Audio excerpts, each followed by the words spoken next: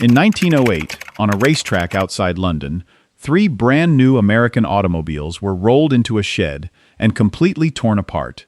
Every bolt, gear, and spring, 721 components in all, was thrown into one giant scrambled heap on the floor. Then British officials swapped some of those pieces out for random ones and told a pair of mechanics to reassemble three working machines from the pile, using nothing but hand tools. It should have been impossible. Motor cars in that era were hand-fitted, no two exactly alike. Yet every part slid into place as if it belonged there, and all three vehicles fired up and drove 500 miles without a single failure. The man behind that stunt was a soft-spoken former blacksmith from Vermont, and the obsession that drove him would quietly reshape how the whole auto industry builds anything on wheels. If you drive anything with four wheels, you owe him something. So tell us in the comments, what are you driving? That is where we begin. To understand why that stunt in England mattered so much, you have to understand the strange era the automobile was born into. Because in those early years, a car was not really a manufactured product at all. It was a handmade one. Picture an early automobile factory around 1900. When a part did not quite fit, a worker would grab a file and grind it down by hand until it slid into place. Every bolt was coaxed, every gear was fitted, every joint was adjusted by a craftsman using his own eye and his own judgment. It meant that no two vehicles that rolled out the door were truly identical, and it meant something worse for the owner.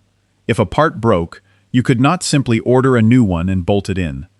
A replacement often had to be filed and shaped by hand all over again, sometimes taking days, because the new piece would never quite match the old. It got worse. Because every vehicle was slightly different, a mechanic working on one car could not assume anything he knew about the last one still applied. Repairs were slow, expensive, and unpredictable. Owning an early automobile often meant owning a temperamental machine that only a skilled specialist could keep alive. The whole system was held together by human hands and human patience, and it simply could not scale to build millions of anything. The entire industry accepted this as normal. Everyone, that is, except one stubborn old man who had learned a completely different way of shaping metal, in a completely different era.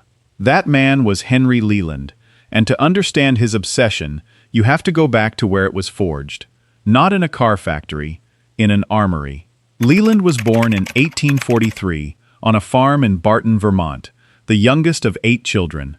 He grew up poor, in a hard, rural corner of New England, and at just 14 years old, he left home to find work with his hands.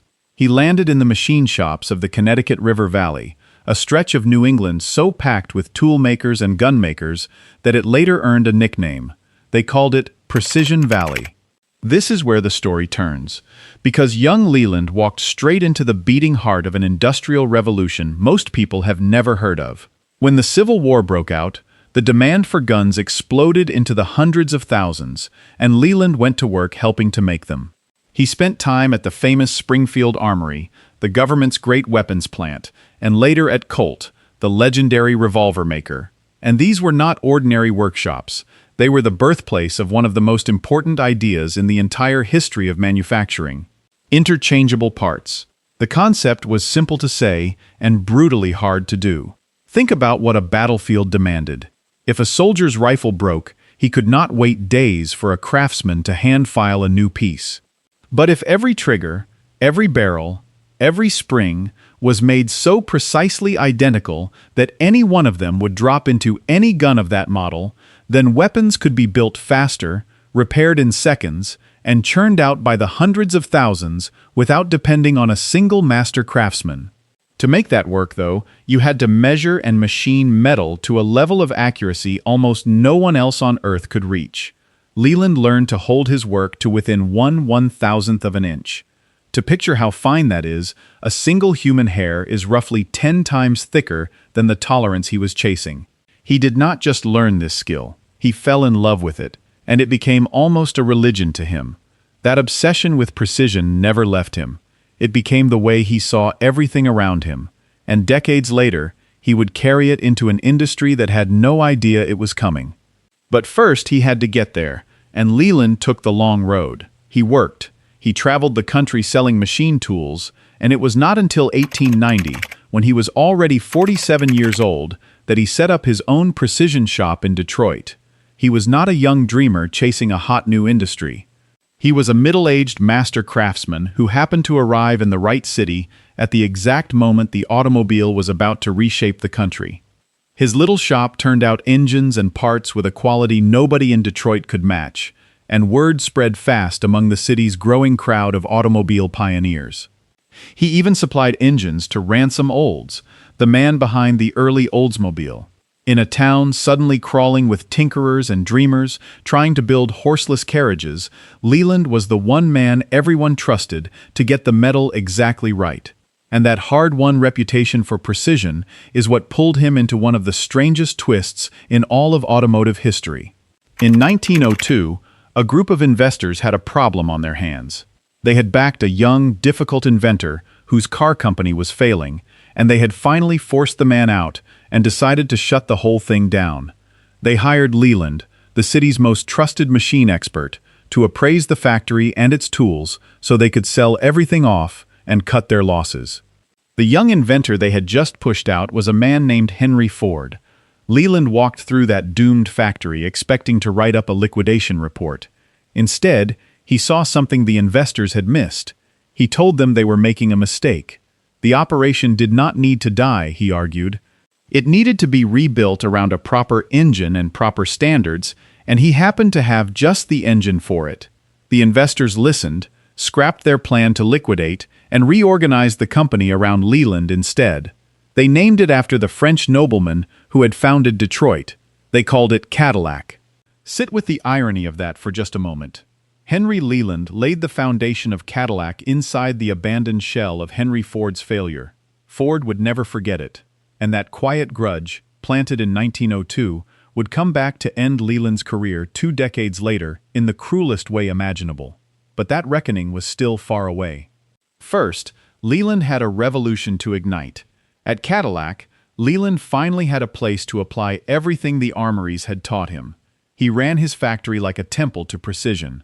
He is remembered for walking the floor and inspecting the work himself, and if a part failed to meet his standard, he threw it out without hesitation. He imported a set of ultra-precise measuring blocks, the finest gauges available anywhere at the time, and used them to hold his cars to tolerances the auto industry had never seen. Where other builders were still filing parts by hand, Leland was making them so accurate that they were, for the first time, truly interchangeable. He believed he had achieved something no other carmaker on Earth had. The problem was, nobody believed him. So Leland decided to prove it in the most dramatic way anyone could imagine. That is what led to the scene in England in 1908. An enthusiastic British Cadillac agent convinced the Royal Automobile Club to put Leland's boast to a brutal test. 3 Cadillacs were driven to the Brooklands racetrack, locked away, then completely dismantled. All 721 of their parts were mixed together into a single heap on the floor. To make it even harder, the officials pulled dozens of critical parts out of the pile and replaced them with random spares straight from a dealer's shelf. Then a pair of mechanics were handed nothing but basic hand tools and told to reassemble 3 running cars out of the chaos. The test was even harsher than it sounds. At one point during the ordeal, a storm flooded one of the sheds where the parts were being stored, and some pieces actually began to rust, so the crew had to wipe them down with oily rags just to keep going. This was not a friendly demonstration. It was designed to break Leland's claim. In an industry built on hand-fitting, the whole thing should have been flatly impossible. But every part fit. The mechanics sorted the scrambled heap and rebuilt 3 complete cars, sometimes called the Harlequin cars because they were pieced together from a jumble of mixed components. Then each one roared around the Brooklands track for 500 miles without a single failure. The watching British experts, who had long looked down on American cars as crude and unreliable, were stunned. And it did not stop there. One of those pieced-together Cadillacs was later entered into a grueling 2,000-mile reliability trial and won its class, beating a respected European rival. An American company had proven, in front of the whole motoring establishment of Europe, that its parts were perfectly interchangeable. Cadillac was awarded the prestigious Dewar Trophy for the achievement. And out of that triumph came a slogan the company still whispers today: Cadillac, the standard of the world. But the deepest impact was not the trophy or the tagline. Leland had just shown the entire auto industry the future, and that future was mass production built on interchangeable precision parts. The very system that would soon let cars be produced by the millions traced straight back to this stubborn old machinist and the lessons he had carried out of the gun factories. Yet for all his genius with metal, Leland's story is really about something deeper than machinery. It is about a man who could not stop caring, even when caring cost him everything. Nowhere is that clearer than in the story of the electric starter. In the early days, you started a car by hand cranking a heavy iron handle at the front of the engine, and it was genuinely dangerous work. If the engine backfired, that crank could kick back with terrible force. In 1910, a close friend of Leland's named Byron Carter stopped to help a stranded woman whose car had stalled. As the story is told, Carter went to crank her engine, it backfired, and the handle smashed into his jaw. The wound became infected, and Carter died. Leland was devastated, and the pain was sharpened by a terrible detail. The car involved had been a Cadillac. By one account, Leland declared that his cars would never kill another man that way if he could help it. He turned to a brilliant young inventor named Charles Kettering and pushed him to solve the problem for good. Together, they developed the electric self-starter, the simple button that replaced the deadly crank. That button first appeared on the 1912 Cadillac, and the impact was immediate. Beyond saving lives, removing the brute strength of hand cranking quietly opened the driver's seat to millions of people who had been shut out of it, including huge numbers of women, at the very moment American women were fighting for a larger place in public life. A machine that had once demanded a strong back could now be started with the push of a finger by almost anyone. A second Dewar Trophy followed for the achievement. Leland had taken the death of a friend and turned it into one of the most humane inventions in the history of the automobile. But the same fierce conscience that drove him to create the starter was about to blow up his entire career. In 1909, Leland had sold Cadillac to a fast-rising empire called General Motors for $4.5 million, staying on to run it. For years it worked. Then the First World War arrived, and with it a moral line Leland would not cross. He wanted Cadillac's factories to build engines for America's war effort. But the head of General Motors at the time, William Durant, was a committed pacifist and refused to let the company do government war work. For Leland, this was intolerable. He was in his 70s, a lifetime into his career, and he walked away from the empire he had helped raise rather than sit out the war. In 1917, he took a massive government contract and founded a brand new company to produce powerful V-12 aircraft engines, named in honor of the president he had voted for as a young man. He called it Lincoln. Leland's Lincoln poured out engines for the war, and his precision made them superb. But the timing was cruel. The war ended, the engine contracts dried up almost overnight, and the company was left scrambling to survive by pivoting to luxury automobiles. The cars were magnificent, as beautifully crafted as anything Leland had ever made. But the young company was undercapitalized. A sharp economic downturn hit, and by 1922 Lincoln was insolvent and forced into receivership. And here, 20 years after that appraisal, the grudge came due. The company circling the wounded Lincoln, ready to buy it out of bankruptcy, was the Ford Motor Company. Henry Ford, the same man Leland had displaced back in 1902, now stood at the height of his power. Lincoln's factory and assets were conservatively valued at around $16 million. Ford's opening bid was a mere $5 million, a deliberate, insulting lowball. The Lelands fought it in court. A judge refused to approve a sale that low, and Ford was eventually pushed up to $8 million, still only about half of what the company was truly worth. Ford agreed to keep the Lelands on to run Lincoln. It did not last. Ford sent in his own men to streamline the operation, and relations between the proud old perfectionist and the ruthless mass producer curdled almost immediately. The two men could not have been more opposite. Leland worshipped precision and quality above all else, crafting expensive machines to the highest possible standard.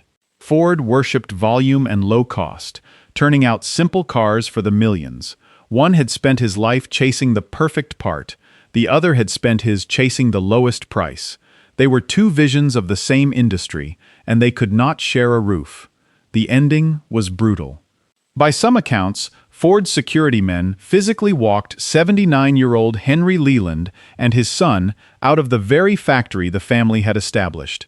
The man who had given America two of its greatest car brands was escorted off his own property like a trespasser. Henry Ford, it was said, knew exactly how to carry a grudge, and he had carried this one for 20 years. Leland never ran an automobile company again. He died in Detroit in 1932. At the age of 89, his name already beginning to fade from the industry he had done so much to shape. And here is the quiet tragedy at the center of it all.